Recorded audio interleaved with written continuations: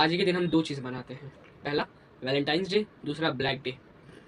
आज ही के दिन जम्मू कश्मीर में लगभग 3:15 पे लोधपुर में एक बहुत बड़ा हादसा हुआ, जिसमें हमारे सीआरपीएफ के टॉप रैंकिंग 40 सोल्जर्स शहीद हुए। ये कोई बाय मिस्टेकली अटैक नहीं हुआ था, ये सोची और समझी साजिश थी। एक कार में 100 किलो से भी ज़्यादा आरडीएक्स भर के हमारे जो 40 कमांडर्स की गाड़ी थी उस पर जाके ब्लास्ट हुई। ये ब्लास्ट इतना भयानक था कि गाड़ी के चीथड़े उड़ गए और कई के जो सोल्जर जिनकी डेथ हुई थी उनकी तो अस्थियां भी मिलना मुश्किल हो गई थी। अगर ये हमला कुछ और बड़ा होता तो आज का दिन कल्पना से भी परे होता कि आज क्या हो सकता था, क्या नहीं हो सकता था। हमले से कुछ घंटों पहले सारे बेटी और बेटे जो भी वाहनों में बैठे थे उन सब ने अपने घर पे कॉल किया, बताया कि हम घर पे आ रहे हैं। कुछ जवानों ने ये बताया कि छुट्टी हमारी रद्द भी हो सकती है। एक बाप अपनी बेटी के जन्मदिन की तैयारी कर रहा था, एक पति अपने पत्नी से मिलने के लिए बहुत उत्साह में था, एक बेटा अपनी माँ की सेवा के लिए जाने के लिए बहुत उत्साह था।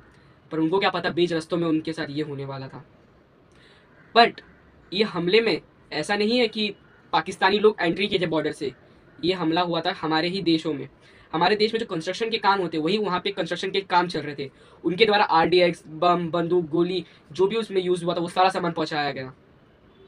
और ये हमला कि हमारी मिस्टेक से हुआ है कि पाकिस्तानियों ने कराया है, इसका पता जम्मू कश्मीर के एक आदमी से पकड़ के उन्हें किया गया था। और ये हमले में क्या क्या चीज़ और कौन कौन शामिल था वो सब उसने उगला। पाकिस्तान आपको पता है कभी भी फेस टू फेस बात नहीं करता, ना ही अटैकों से बात करता है कि तुम गोली चलाओ हम गोली चलाएंगे देखा जाएगा।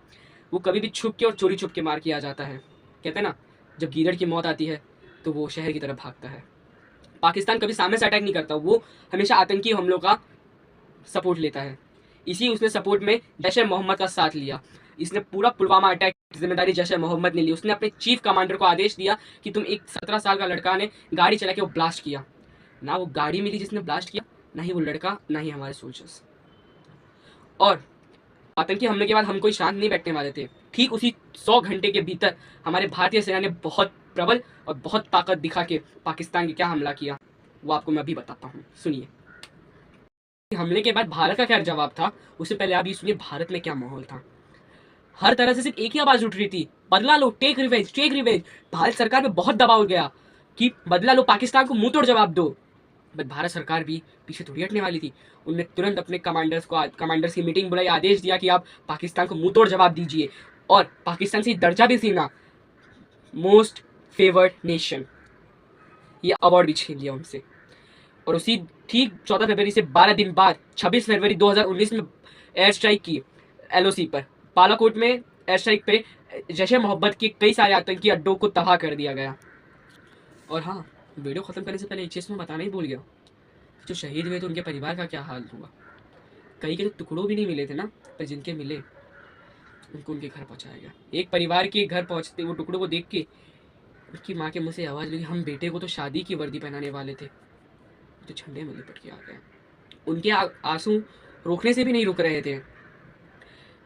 एक बेटी और बेटा दोनों जन फूट फूट के रोने लगे जब उनको पता चला कि सर से उनके पिता का साया उठ चुका। और हाँ, ये कोई आम बात नहीं थी। जिस दिन पूरी दुनिया प्यार का रंग मना रही थी, उस दिन हमने खून की होली खेली थी। पूरी दुनिया में जहाँ वैलेंटाइंस डे पर गुलाब देके उत्साह और जश्न से मनाया जा रहा था, जो रूठे थे उन्हें मनाया जा रहा था, उसी दिन कई घरों में शोक का दिन मनाया जा रहा था। और हाँ, हमें ये भूलना नहीं चाहिए, ये आतंकी हमला कोई छोटा मोटा हमला नहीं, ये भारत की आत्मा को दलाने हुआ था। और 14 फरवरी को आप वैलेंटाइंस डे मनाइए, कोई गुनाह नहीं है। बट उन 24 घंटे में से मैं सिर्फ आपके 2 मिनट मांगता हूँ कि 2 मिनट उन कमांडोज को याद कर लीजिए जो हमारे लिए शहीद हो गए। और उन कमांडोज को भी कि जो बॉर्डर पे दिन हो रात हो, सुख हो दुख हो, सर्दी गर्मी, हर चीज़ कैसी भी हो, डट के खड़े रहते हैं। धन्यवाद।